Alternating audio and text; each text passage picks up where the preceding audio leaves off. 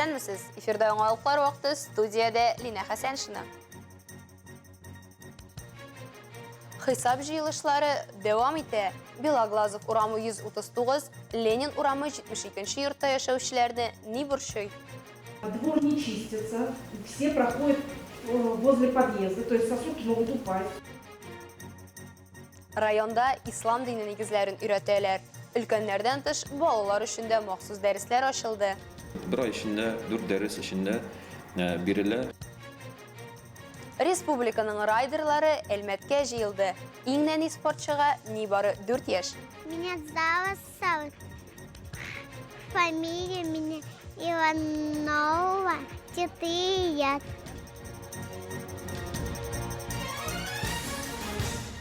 Бишенче февральдә Казан-Оренбург юлының Әлмәт районы өлешендә үлемгә китергән юл транспорт һәлакәте теркәлде. Беренче мәгълүматлар буенча 22 яшьлек Volkswagen автомобилен йөртүче куркыныч тизлектә хәрәкәт итә. Идарәсен югалтып, юл кырыенда басып торган MAN йөк машинасына бәрелә. Нәтиҗәдә җиңел машина йөртүче яшь кеше урында ук һәлак була. Юл хәрәкәте иминлеге дәүләт инспекциясе хезмәткәрләре юлларда сак булырга кагыйдәләрне төгәл үтәргә чакыра. Бигрәк тә кышкы юл сынаулары дәвам иткән чорда. Синоптиклар якын арада тагын күпләп кар явачак дип вәгъдә итә. Башка темаларга. Әлмәттә хисап җыелышлары дәвам итә. Алдагысы 5-нче территориаль иҗтимагый советта узды. Әлмәтлеләр шәһәр башкарма комитеты җитәкчесе Ойнур Исхаков, идарәче компания вәкилләре, гадәттән тыш хәлләр министрлыгы вәкилләре һәм полиция хезмәткәрләре белән очрашты. Үзләрен борчыган сорауларны бирә алды. Халыкның нинди мәсьәләләр борчыганын Алсу Әхмәтҗанова белә. Белоглазов 139 адресы буенча яшәүчеләрнең бу мәсьәләсе инде 2030 елдан бирле шишелми ди бу йорт халкы. Йортның түбәсе аварияле хәлдә, су үткәрә. Быел кышта җылы, кары да күп. Димәк, диварларыннан су да күбрәк һәм тизрәк ага. Бу йортта яшәүче Людмила Бухарина әйтүенчә, су инде 3-нче этажга төшеп җиткән. Мы в том году создали свою комиссию и ходили в исполком. Комиссия төзүп башкарма комитетына бардык былтыр. Алар килеп карады. Мәсьәлә шулай калды.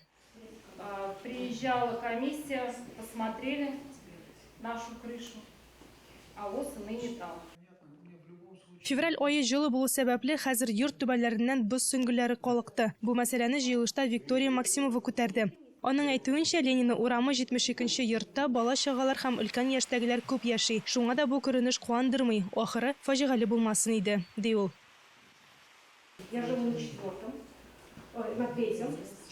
Мин 3-нче этажда яшим. Безнең тәрәзәдән күренеп торалар боз сөңгеләре. Кеше өстенә төшмәсә ярар иде дибез. Двор не чистится, все проходят возле подъезда, то есть сосуды могут упасть.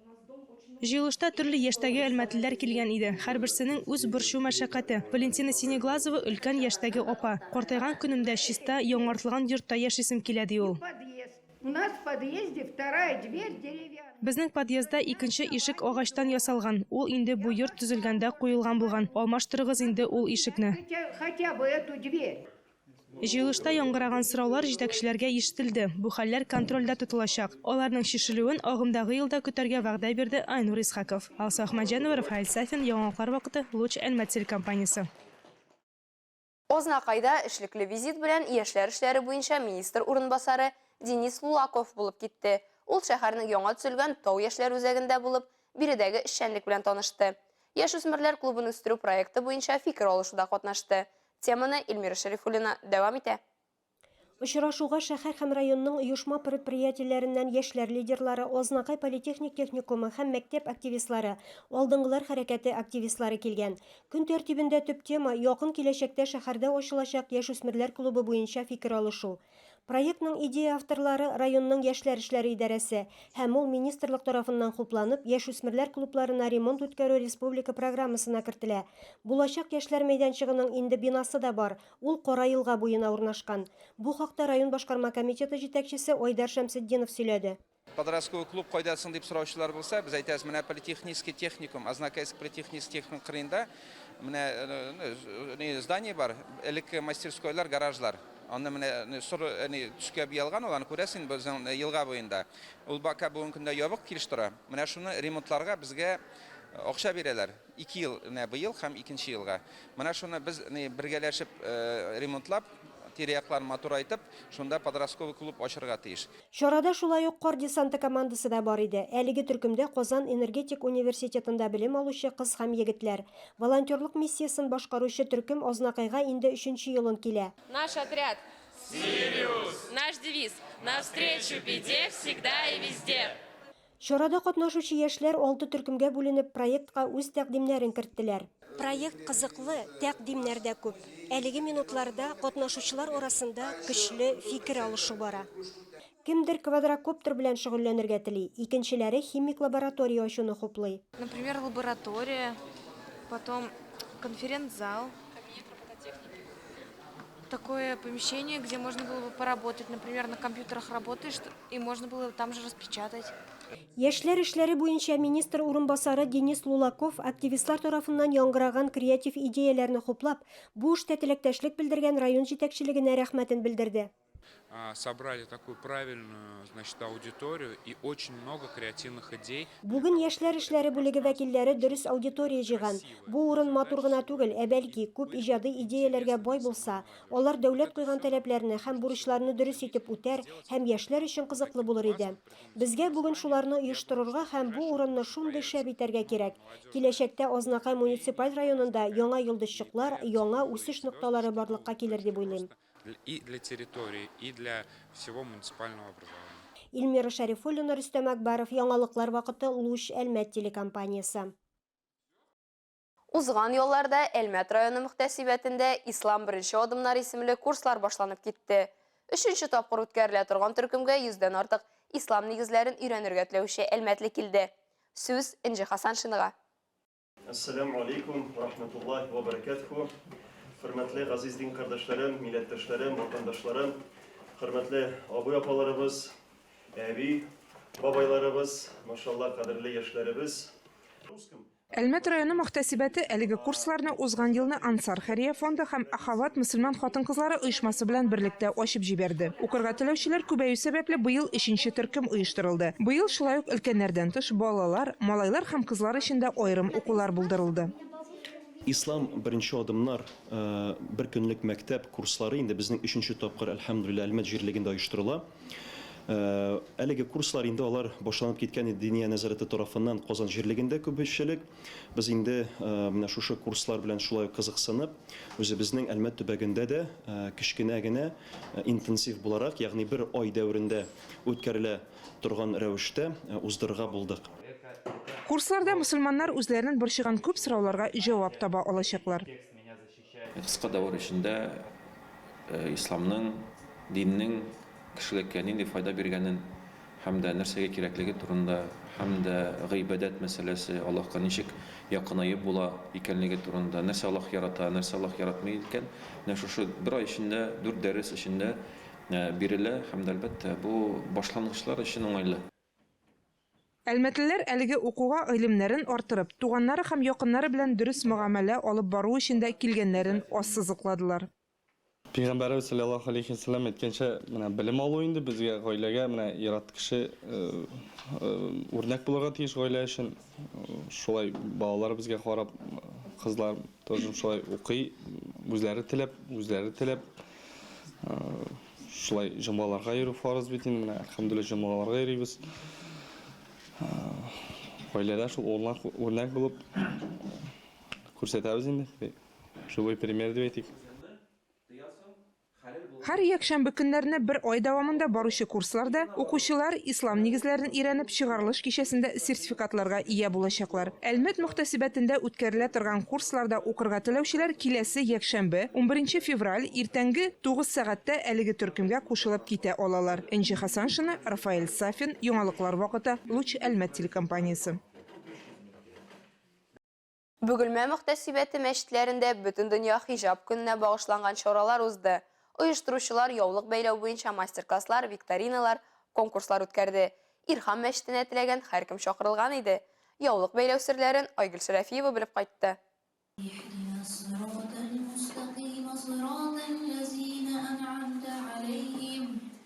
Шара изге Коръән укудан башланды. Кунаклар лекция тыңладылар һәм бөтен дөньядагы хиджабта йөрүче күренекле хатын-кызлар турында видео карадылар. Мөселман хатын-кызлары чарага килүчеләргә яулык кию кирәклеге турында сөйләде һәм шәхси тәҗрибәләр белән уртаклашты. Галия ханым Сафина яулыкны инде 5нче ел бәйләп йөри. Яулык бәйләгән кызлар бик матур сөйкемле ди ул. Матур гынамысың? Шибәрнең шибәрләре, Аллаһка шөкер, әлхәмдүлилләh. Менә любой хатын-кызлар, любой кызлар әйтә, кимәгән яулыклар менә ничек кием дип. Менә мин үзем дә шулай башладым. Ничек кием инде әйтәм, әбиләр сыман. Кигәч вообще бетенчә барыбер. Әлхәмдүлилләh, ише шибәрлек булачак. Яулык бу яулык инде. Мастер-класс җентекле аңлатмалар, яулыкларны бәйләү ысулларына башкару инструкциясе белән үрелеп барды. Елның теләсә кайсы вакытында яулык кияргә карар иткән хатын-кызлар өчен бу бигрәк тә кызыклы. Матур итеп бәйләнгән баш киеме оригиналь булсын дисәң, аның серләрен белергә кирәк. Мәчеткә килгән бөгелмә хатын-кызлары моңа бик теләп өйрәнде. Чарага килүчеләр өчен сюрприз да әзерләп куйганнар. Бүген без яулык көне бәйгесен үткәрәбез. Аларга яңа килгән кешеләргә без 5 күлмәк бүләк итәбез һәм дә яулыкларны бәйләп куябыз. Бу көнне барлык теләүчеләргә матур һәм зәвыклы итеп яулык бәйләделәр. Кунаклар бик теләп викторина һәм конкурсларда катнашты. Бер сүз белән, барлык кеше дә ял итеп рухи азык алды. Айгөл Шәрәфиева, Зирак Сәйдкулов, Яңалыклар вакыты, Лучанма телекомпаниясе. Спорт яңалыкларына. Калабызның ирекле стиль көрәшчеләре республика беренчелегенең алтын медальләрен яулады. Түбән Камада 18 яшькә кадәрге егетләр һәм кызлар арасында ирекле көрәш буенча Татарстан беренчелеге узды. Республиканың иң көчле көрәшчеләрен җыйган ярышларда Әлмәт спортчылары актив катнашты һәм яхшы нәтиҗәләр күрсәтте. Ирекле көрәш бүлегендә тәрбияләнүче Евгения Горшкова 53 кг авырлык категориясендә алтын медаль яулады. Илсөяр Җиһаншина да әйбәт нәтиҗә күрсәтте. Ул 57 кг авырлык категориясендә чемпион булды. Арина Алексеева 61 кг үлчәү категориясендә җиңүгә иреште. Бу көннәрдә Кстово шәһәрендә 18 яшькәчә үсмер егетләр арасында Идел буе беренчелеге үтте. Грек-рим көрәше буенча узган ярышлар 300-дан артык катнашучыны җыйды. Келәмдә уңышлы чыгыш ясаучылар арасында Әлмәт көрәшчеләре дә 60 кг авырлык категориясендә 45-тән артык спортчы арасында Әлмәтле Руслан Балтабаев ярышларның призеры була. 65 кг авырлык категориясендә исә якташыбыз Ралиф Галиев җиңүче була. Шулай итеп, егетләр илебез беренчелегендә катнашуга юллама ата. Жәлил чаңгы комплексы трассаларында Татнефть 2024 спорт ярышлары старт алды. Татнефть компаниясе предприятиеләренең иң абруйлы чаңгычылары 9 комплект медаль уйнатты. Бәйрәмгә тиң ярышларны Ләйсән Галиева карап кайтты.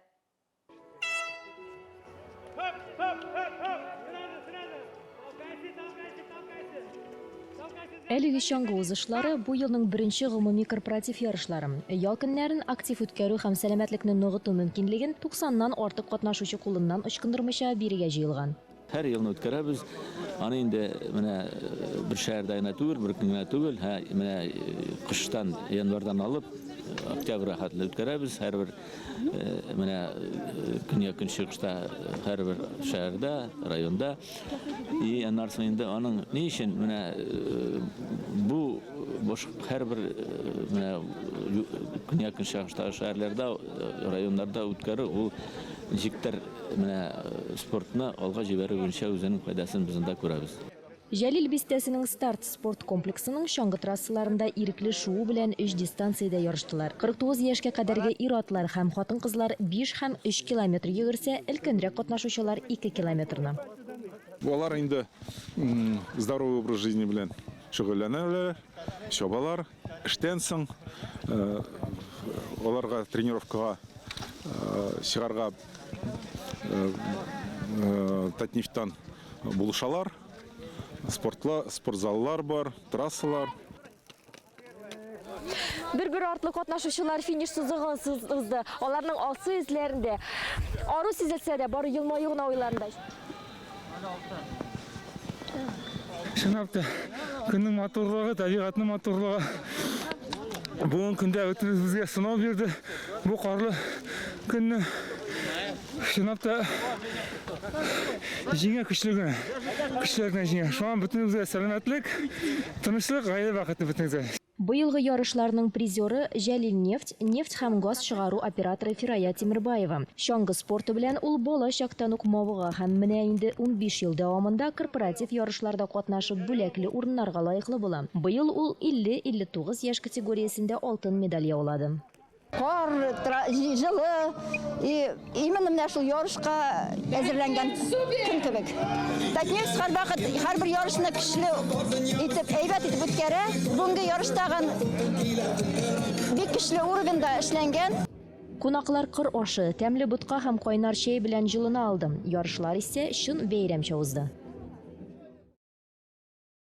Татнефть компаниясының социаль объектлары идарәсенең тау шаңгысы комплексы фристайлерларны жәлеп итү нуктасына әйләнде. Колабызның сноу-паркын күреп, райдерлар белән без дә аралашып кайттык.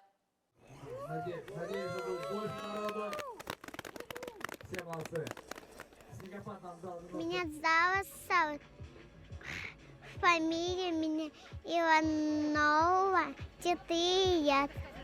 Зара Иванова Түбән Камадан килгән кунак. Ул әлеге ярышларның иң кечкенә катнашучысы. 4 кенә яшьтә булуга карамастан, Собыйны республикабыздан читтә дә беләләр. Зара инде 4 дөнья рекордын куйган бала. Шуның беренчесе 3 яшьтә. Я много красиво катаюсь, и потом мне начала нравиться. Первый рекорд на меньший возраст, кто освоил водную доску, вейкборд, второй мировой. Ул трюклар ясый. Соңгысында Эльбрустан шуды. Беренче дөнья рекорды су тактасын өйрәнгән иң кечкенә кеше. Икенчесе сноуборд, өченчесе вейкборд белән куелган дөнья рекордлары. Последний трюк было с тем, что она скатывалась с Эльбруса. Олли! Татнефть компаниясының социаль объектлар белән идарә итү тау шаңгысы комплексында узган ярышларда 20ләп спортчы катнашты. Аларның күпчелеге татарстанлылар. Самардан килүчеләр дә бар.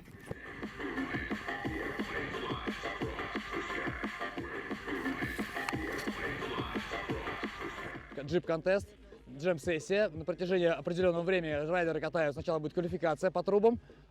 Джип-контест, джим-сессия булачак. Райдерлар башта квалификация уза, аннан про линиягә күчә. Ярым финал һәм финал узачак. Фан-контестлар да булачак. Фигураларда шуа белмәүчеләр өчен фан-бокс әзерләнгән. Биредә кызыклы трюклар ясау мөмкинлеге булачак. Фан-боксу нашему изумительному, безопасному. И здесь же также будет определен лучший, кто сделает какой-то трюк интересный на фан-боксе. Татнефть компаниясы һәм социаль объектлар белән идарә итү тау шаңгысы комплексында әлеге сноу-паркны төзү һәм ярышлар уздыру мөмкинлеге өчен фристайлерлар нефтчеләргә рәхмәтле.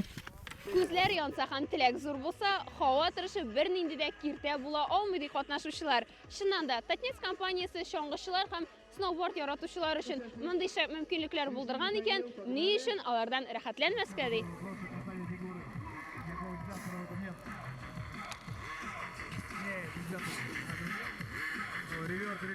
И сегодня сноупарк в отличном состоянии, мне очень понравилось, очень классные фигуры. Бүген трюклар башкару өчен махсус фигуралар белән җиһазландырылган тау шаңгылары һәм сноубордчыларның шоу территориясе бик яхшы хәлдә. Миңа бик ошады. И хочется как-то прогрессировать, и для этого нужны сноупарки.